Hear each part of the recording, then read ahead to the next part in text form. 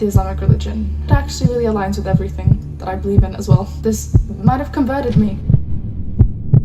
Assalamu alaikum warahmatullahi wabarakatuh everyone, my name is Rosalie, I'm a convert to Islam. This is actually one of my best videos yet. This is one of the best videos, I think, in terms of non-Muslim reacting to Islamic content, because AI with dawah works. You know why it works? These dawah people are so great, mashallah. They're so good. But when you're talking to them as a non-Muslim, I know this, I'm a convert to Islam, you always have in the back of your head, are what they're saying, is it true? Are they twisting things because they have an agenda?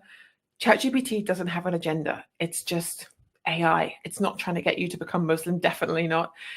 It's just giving you information. This video is so powerful. Even one of the sisters in this video said, wow, I want to convert to Islam after asking ChatGPT these questions. Bearing in mind, these non-Muslims know nothing about Islam. They are learning for the first time about Islam through ChatGPT, and they are reacting strongly to it. This is such a great video. I can't wait to show you guys. If you're watching this in Ramadan, please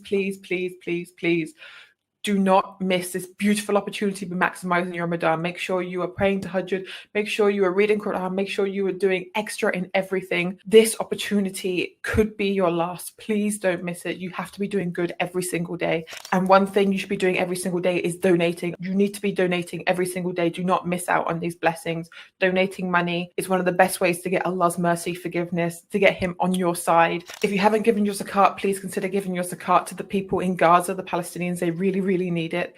And if that's not your mission today, then please, just £1, just anything. Don't miss out a single day in Ramadan without donating. The link to donate to Gaza is in my description and comments. Anyway, let's watch this video. Now I'm going to ask ChatGPT a couple general questions because I am quite curious. This is my first proper insight into Islam, and I would like to know a couple of things. First being, how does Islam empower women? I really want to know. Because there's a lot of common misconceptions, and I really want it to be cleared up for me and everyone else watching. So let me go ahead and... Islam has empowered women in many ways, both historically and in the modern world. Here are a few examples. Spiritual equality. The Quran teaches that men and women are equal in the eyes of God. This means that women have the same spiritual and moral capabilities as men. Right to education. The Prophet Muhammad encouraged both men and women to seek knowledge. As a result, Muslim women have made significant contributions to fields like medicine, law, and education throughout history. Economic rights. Muslim women have the right to own property, start businesses, and manage their own finances. Wow. They can also enter into contracts and inherit property. Marriage and family. Muslim women have the right to choose their spouse and to divorce if necessary. They also have the right to child support and custody in the event of a divorce. Political rights. Muslim women have the right to vote and hold public office. In many Muslim countries, women have served as members of parliament, cabinet ministers, and even heads of state. I had no idea. Regarding political rights, the fact that Muslim women have had the right to vote and hold public office, that's something that quite often in Western media you don't see. There's a lot of misconceptions, and I had no idea, because of the information I'd gotten from Western media, I had no idea women could even do that, which is so enlightening. Yeah, also regarding economic rights and marriage and family and things like that, I also had no idea that they could choose to divorce their spouse if necessary. That's another common misconception that I feel like Islam doesn't get credit for. So that's been really insightful, actually. Ask it, this will be an interesting one. What is the purpose of life? We'll see what he has to say about this. The purpose of life is one of the biggest questions humanity has ever asked. In different philosophies, I can't bloody speak, religions and thinkers have offered various answers. Here are some perspectives. Religious perspectives. Islam, life is a test, and the purpose is to worship the God, Allah, do good deeds and seek eternal success in the afterlife. I did not create jinn and mankind except to worship me. That's from the Quran. In Christianity, to love and serve God and others. Love your Lord, your God, with all your heart, and love your neighbour as yourself. Kind of the same type of thing there. Philosophical perspectives is like existentialism. Life has no inherent meaning, you create your own purpose. Utilitarianism, bloody hell. The purpose is to maximize happiness and reduce suffering. That's pretty cool. Stoicism, to live a virtue, wisdom, courage, and justice. Yeah, interesting. Do Muslims worship Muhammad? And the answer is no. Muslims do not worship Muhammad or any other prophet. Muslims believe in all prophets, including Adam, Noah, Abraham, David, Solomon, Moses, and Jesus. Muslims believe that Muhammad was the last of the prophets, and they believe that only God is to be worshipped, not human beings nor anything else. Exactly. Yeah, I'm kind of with you on this one, apart from the Jesus bit, obviously. And I can understand why Muslims get touchy with Catholics. I get touchy with Catholics. I feel that they worship saints and Mary. They should only worship God. So I'm actually completely with Muslims on this one. What does Islam say about science? Because I'm very curious. I've got a lot of questions right now, so yeah, let's hear it. I'm really curious to hear this, actually. Islam encourages the pursuit of knowledge and scientific inquiry. The Quran contains many verses that speak to the importance of learning about the world around us. What? For example, one verse says, "And say, my Lord, increase me in knowledge." Quran 20 to 114. The Prophet Muhammad also emphasized the importance of seeking knowledge. He said, "Seeking knowledge is an obligation upon every Muslim." Al-Tirmidhi. Muslim scholars have made many important contributions to science throughout history. For example, Ibn al-Haytham is considered the father of modern optics, and Muhammad ibn Musa al-Khwarizmi is considered the father of algebra. Today, there are many Muslim scientists and engineers who are making important contributions to our understanding of the world. What? I didn't expect that answer. I'm not gonna lie. I expected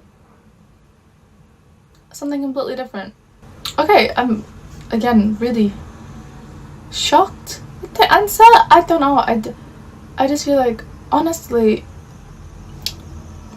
my honest opinion right now as a white woman, a lot of these things I didn't know, or I knew of, but it was misconstrued due to misinformation and people not having the right information.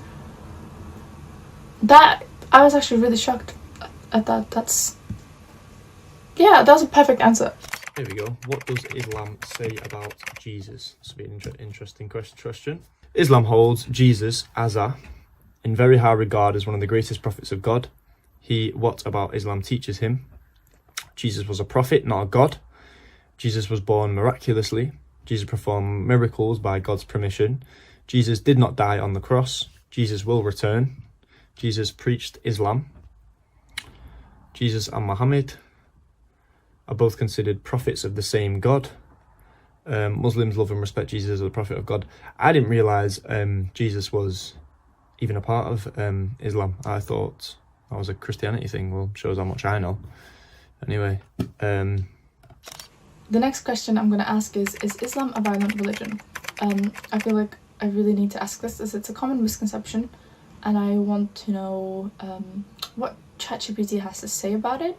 Some people believe that Islam is a violent religion because the Quran contains verses that seem to condone violence. However, other people believe that Islam is a peaceful religion because the Quran also contains verses that promote peace and forgiveness. It is important to note that the Quran is a complex text that can be interpreted in different ways. Some people may choose to focus on the verses that seem to condone violence, while others may choose to focus on the verses that promote peace. Yeah. Ultimately, it is up to each individual to decide how they want to interpret the Quran. However, it is important to remember that the vast majority of Muslims around the world are peaceful people who do not condone violence. Yeah, honestly, I feel like that's a common sense answer. That's honestly really good. Like every other religion, every piece of text, you can interpret it the way you want. So if you want to interpret it in a violent way, you can do that. But if you want to interpret it in a peaceful way, you can do that.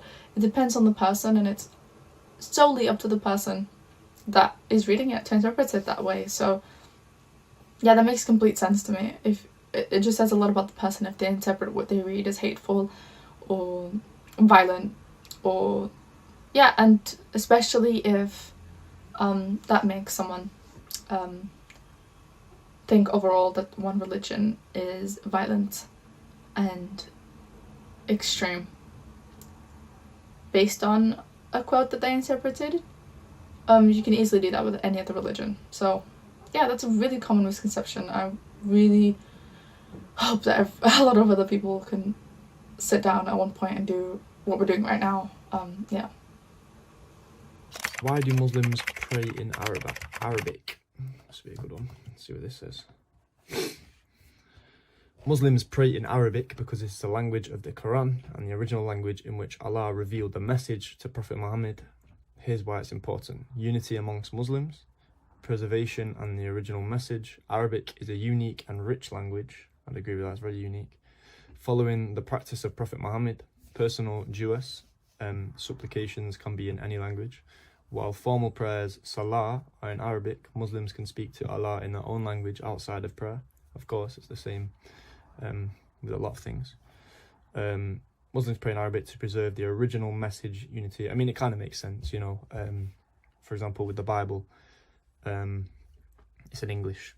So, actually, no, saying that, I think it was in Hebrew first. I don't know. I don't know too much, to be honest. Yeah, interesting, very interesting. Why women have to wear the hijab. Right, it says the practice of Muslim women wearing a hijab is rooted in religious, cultural and social considerations. From what I can see, it's saying that they should cover their bosoms, which is fair enough, really. We don't need to see that.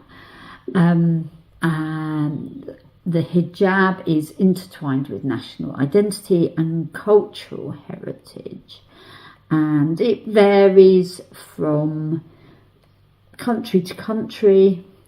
It is an expression of faith and it is personal choice. For many Muslim women, wearing a hijab is an expression of their faith and commitment to Islamic principles, and it can serve as a visible sign of their identity as Muslims. And some women view wearing hijab as a form of empowerment because it allows them to be judged based on their character and intellect rather than their appearance. Ultimately, the hijab can be seen both as a spiritual commitment and a personal expression of identity. Now, interestingly enough, in the Christian faith, we have nuns, and nuns too wear a head covering for pretty much the same reasons. Now, I quite often work in Muslim schools, and one school that I work at in Nottingham, even the young girls wear the hijab. Some of the female staff actually go further, and you can only see their eyes because they are completely covered. Yet I will go into another school and it's Muslim, but nobody is wearing a hijab. So I personally feel that it is very much a personal choice, and if other people are doing it, then maybe they feel more comfortable wearing the hijab. We'll do one more. Is it true that Islam is strict and joyless? Let's have a look. No, this is a misconception. Whilst Islam has guided for living and disciplined meaningful life, it is not a joyless or overly strict religion. In fact, Islam encourages happiness, balance and enjoying life with moral boundaries. Islam encourages joy and happiness. Halal fun is encouragement. Islam allows sports, art, marriage, laughter and travel. Balance between worship and enjoying life. And restrictions exist but for a purpose, inner peace and contentment. So Islam is not joyous. It encourages fun, love and happiness, but in a healthy and meaningful way. It teaches balance, where a person enjoys life while staying mindful for their purpose. I like that a lot. Yeah, I feel like a lot of this I can kind of relate to. You know, trying to stay, trying to have fun, but then you also have to stay focused on your goals and, mindful of your purpose and, people around you, and making sure you're being a good human being overall. I've asked ChatGPT whether Muslim men are obligated to grow a beard, and it says that actually scholars differ on whether growing a beard is something they have to do or whether it's something that's recommended. The practice of growing a beard can vary widely across different cultures and societies within the Muslim world. So they're saying actually it's an expression of faith, but it is up to them. Not everybody feels compelled to. And it says that it's important to note that Islam teaches respect for individual choices and does not condone judging others based solely on their outward appearance. So the conclusion is, in summary, while growing a beard is generally encouraged in Islam and supported by various hadith, the obligation to do so is debated amongst scholars. The practice can vary based on cultural context, personal preference, and individual circumstances. The last question I'm going to ask is a question that I feel like is not really for me to get an answer to, because I already kind of know the answer, but I just really want to reiterate it. Because again, the Western media has a common habit of promoting Islam sometimes as a violent terrorist religion. Yeah, I feel like that should be cleared up, so I'm going to ask ChatGPT, does the Quran promote terrorism, to see what it really thinks. The Quran does not promote terrorism. In fact, the Quran condemns violence against innocent people. For example, one verse says, "And do not kill anyone unjustly, which God has forbidden, except for a just cause." Makes Quran complete sense to me. 17:33. The Quran also teaches that all human life is sacred. This means that Muslims are not allowed to kill innocent people, even in times of war. Terrorism is a complex issue with many causes. Some people may use violence to try to achieve their political goals. Others may be motivated by hatred or prejudice. The Quran does not condone terrorism. In fact, the Quran teaches that Muslims should be peaceful and tolerant. That actually made me really sad. Yeah, that made me really sad. The fact that people in the Western side of the world, like people in my family, have made comments before about Islam that have been wholly negative and just awful. Especially if someone's brought up around that kind of environment and they don't start critical thinking. I feel like it's so easy for them to start hating on such a peaceful religion.